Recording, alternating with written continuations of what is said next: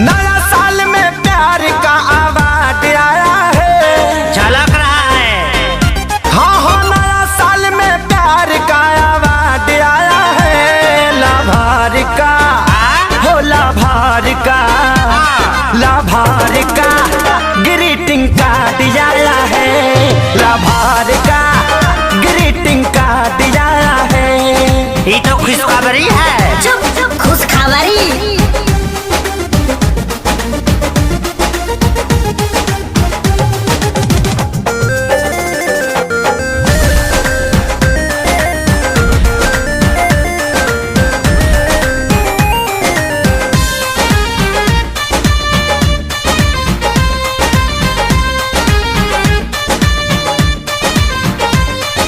पढ़ा हूँ जब से शायरी में तो हो गया हूँ घायल।